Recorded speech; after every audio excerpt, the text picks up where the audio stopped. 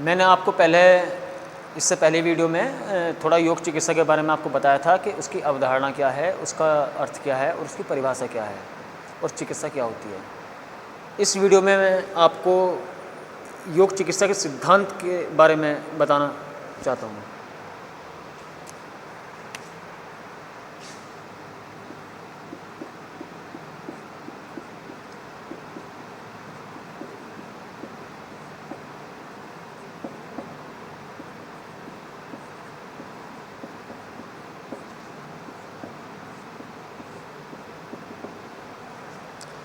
देखिए, योग चिकित्सा के सिद्धांत। योग चिकित्सा के सिद्धांत कौन कौन से होते हैं? देखिए, हम किसी भी रोगी की अगर हम योग चिकित्सा करते हैं तो उससे पहले हमको उसका रोग समझना होता है। रोग समझने के बाद हम किन सिद्धांतों पर उसकी चिकित्सा कर सकते हैं, वे सिद्धांत का ज्ञान होना हमको बहुत ज़रूरी होता है। हमारी योग चिकित्सा में जो इसका सबसे पहला सिद्धांत बताया गया है वो बताया गया है यम नियम का पालन करना।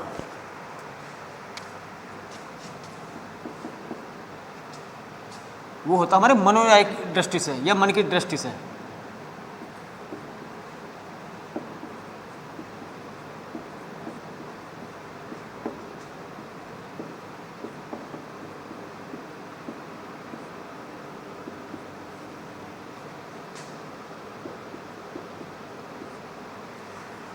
देखिए, मन की दृष्टि से यम नियम का पालन।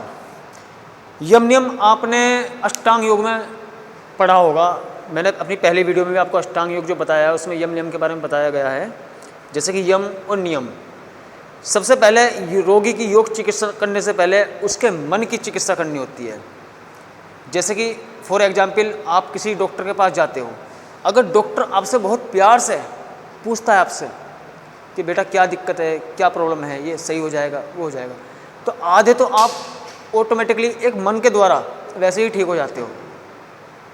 ऐसे ही हमारी योग चिकित्सा में सबसे पहले रोगी की चिकित्सा करने से पहले उसकी जो एक मन की क्रियाशीलता है उसको हमको संयमित करना होता है।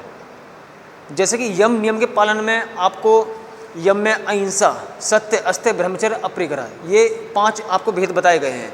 तो अगर हम उनका पालन करते हैं तो आप बहुत अच्छी एक चिकित्सा कर सकते हो। दूसरा, जैसे नियम कौन कौन से उनको करने हैं, तो उसमें जैसे कि सोच, संतोष, तप, स्वाध्याय, ईश्वर, प्राणिधान। तो ये जो इसके भी 5 जो भेद होते हैं, इन दोनों को मिलाकर सबसे पहले हमको एक रोगी की चिकित्सा के मार्ग पर चलना होगा। क्योंकि देखो, हमारा जो मन होता है, हमारा मन हमेशा हमारे शरीर को प्रभावित करता है और हमारा जो शरीर होता है वो हमारे मन को प्रभावित करता है। आपने इस चीज़ को सुना भी होगा कि अगर हम तनाव में हैं, किसी अवसाद में हैं या हम मानसिक रूप से परेशान हैं तो हमारा शरीर भी एक सही रूप से कार्य नहीं करता। और अगर हमारा मन सही दिशा में है, हम खुश हैं, प्रसन्न हैं और हमारे अंदर उमंग है, उत्साह है, तो हमारा शरीर भी पूर्ण तरह अच्छे प्रकार कार्य करता है। तो सबसे पहले होता है कि उसके मन की स्थिति को एक संयमित करना, उसको एक उपचार के प्रति उसको तैयार करना, उसको मानसिक तौर पर एक स्वस्थ करने की कोशिश करना। क्योंकि जो हमारे इंटरनल ऑर्गन्स होते हैं, जो इंटरनल ग्लैंड्स होती हैं, वे हमारे मन के अनुसार ही कार्य करती हैं। हमारे जो लंग्स होते हैं, फेफड़े होते हैं, हमारा जो पाचन संस्थान होता है, हमारा जो ब्लड होता है और जो हमारे किडनी, लीवर, ये वगैरह बहुत हमारे इंटरनल ऑर्गन्स हैं, वे हमारे मन के अनुरूप ही कार्य करते हैं। आपने देखा होगा कि आप अगर तनाव में हैं, मानसिक तनाव आप पर है या कोई चिंता है, तो आप को भूख भी मुश्किल हो जाती है लगनी। आपका कुछ भी खाने पीने का कभी मन नहीं करता, न कभी किसी एक उत्साहवर्धक जो कार्य होते हैं, किसी कार्य करने का मन नहीं करता। तो सीधा उदाहरण है कि आपके मन के द्वारा आपके शरीर पर ही इस चीज़ का प्रभाव पड़ा। तो सबसे पहले जो इसका सिद्धांत है वो यही है कि यम और नियम का पालन करना। वो किस प्रकार करते हैं, कैसे करते हैं, वो हम आपको जो हमारे स्टूडेंट हैं उनको बुक्स में सब कुछ दिया हुआ है, क्योंकि हम अपनी इस छोटी सी वीडियो में ये सब कुछ नहीं बता सकते। दूसरा जो इसका सिद्धांत आता है, दूसरा आता हमारा षटक्रम।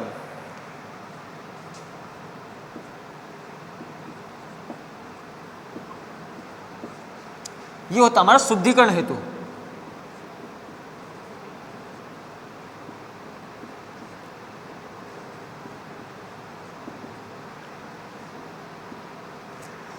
देखिए, हमारे शरीर के अंदर विभिन्न तरह के मल हैं, विभिन्न तरह के विजातीय पदार्थ हैं, विभिन्न तरह के विषाक्त कण हैं। अगर हम उनको षटक्रम द्वारा बाहर निकाल देते हैं तो जाहिर सी बात है कि हमको दवाइयों की या मेडिसिन कह सकते हो आप, उसकी बहुत कम आवश्यकता पड़ेगी। तो हम जो योग चिकित्सा करते हैं तो उसमें दूसरे सिद्धांत में हम जो षटक्रम करते हैं, षटक्रम में जैसे आपकी धोती, वस्ती, नेति, नोली, त्राटक, कपालभाति। अब जैसे हमारी धोती है, धोती हम धोती द्वारा अपनी जो आहार नाल होती है, आहार नाल हमारा जो कंठ होता है, गला, उसका शुद्धिकरण करते हैं। जो हमारे अंदर के जो आहार नाल के भीतरी परत पर जो हमारे एक विजातीय पदार्थों की परत बन जाती है, तो जब हम धोती क्रिया करते हैं या दंड क्रिया करते हैं तो हम उसको बाहर निकालते हैं। और जब कोई मल हमारे शरीर के अंदर से बाहर निकल जाता है तो जाहिर सी बात है वो हमारे अंदर कोई रोग उत्पन्न कर भी नहीं सकता, और दवाई से ज़्यादा कई गुना ज़्यादा हमें फ़ायदा उस व्याधि को बाहर निकालने से होता है। जैसे कि धोती में आपका अंत्य धोती आता है, और आपका वस्त्र धोती आता है, दंत धोती आता है, तो मूल शोधन आता है। जैसे कि आपका ये वस्ती है, वस्ती में आपका स्थल वस्ती आता है, जल वस्ती आता है। तो वस्ती, फिर आपका नेति कर्म आते हैं। नेति कर्म में आपका जैसे सूत्र नेति है, आपका जल नेति है, आपका रबड़ नेति है। फिर आपका नोली क्रिया आता है। नोली क्रिया में आपका जैसे वाम नोली है, दक्षिण नोली है, मध्य नोली है। जैसे कि आपने जो नोली क्रिया करते हो तो उससे जो हमारी बड़ी आंत होती है, तो बड़ी आंत के भीतरी परतों पर जो हमारे मल चिपका हुआ होता है उसकी सफाई होती है, उससे हमारी बड़ी आंत की मालिश होती है। तो ये विभिन्न जो षटक्रम आते हैं, जैसे हमारे त्राटक है, कपालभाति है, तो ये हमारे एक शुद्धिकरण के लिए होता है। हमारे शरीर से जो विजातीय पदार्थ हैं, जो हमारे मल है, उसको निष्कासित करने के लिए। तो योग चिकित्सा के जो 2-4 सिद्धांत बताए गए हैं, उसमें सबसे पहला आपका यम नियम का पालन करना, और दूसरा आपका षटक्रम मतलब शुद्धिकरण करना। और इसके जो तीसरा जो इसका सिद्धांत बताया गया है वो है आपका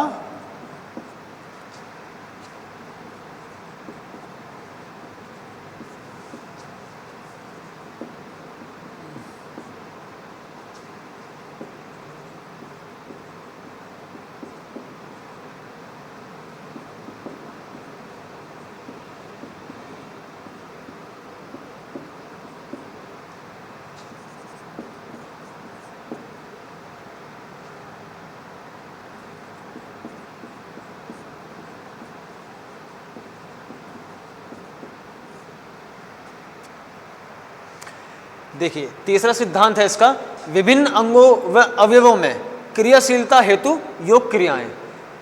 हम योग चिकित्सा जिस समय करते हैं तो उस समय हमको जो हमारे पार्ट्स होते हैं, बॉडी के जो अंग होते हैं, जो हमारे अवयव होते हैं, तो उनको क्रियाशील करने के लिए हम योग क्रियाओं का सहारा लेते हैं। उसमें योग क्रियाएं कौन कौन सी हो सकती है आपकी, जैसे कि आपके आसन हो सकते हैं, बंद हो सकते हैं, मुद्राएं हो सकती हैं, और आपके षटक्रम वगैरह। षटक्रम आपका दूसरे सिद्धांत में आ चुका है। तो आसन, प्राणायाम, बंद, मुद्राएं, ये ऐसी क्रियाएं हैं कि जिसको हम एक रोगी के रोग के निवारण हेतु हम प्रयोग में लाते हैं। जैसे कि हमको इसमें इस चीज़ का ज्ञान होना बहुत आवश्यक है कि हमको किस बीमारी में कौन से आसन या कौन सी क्रियाओं द्वारा हम उस रोग का निदान कर सकते हैं, या किस प्राणायाम द्वारा हम उस रोग का निदान कर सकते हैं। इसकी एक जानकारी होना हमारे लिए बहुत आवश्यक होता है। तो तीसरा सिद्धांत इसका यही आता है कि विभिन्न क्रियाओं द्वारा अपने शरीर के ऑर्गन्स को और ग्लैंड्स को क्रियाशील करना। अब इसका चतुर्थ सिद्धांत आता है आपका, ये पहला हो गया, दूसरा, तीसरा आहारी चिकित्सा या आहार विहार।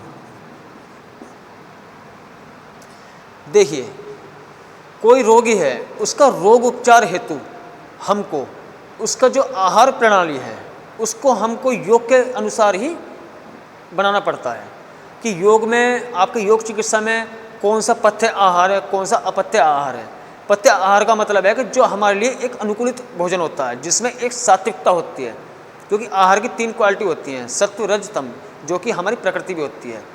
तो हम जैसे योग चिकित्सा करते हैं तो हमको उसमें आहार कैसा देना चाहिए उसको, या हमको कैसा आहार लेना चाहिए, पथ्य लेना चाहिए, पथ्य जो हमारे अनुकूल है, अपथ्य जो हमारे अनुकूल नहीं है।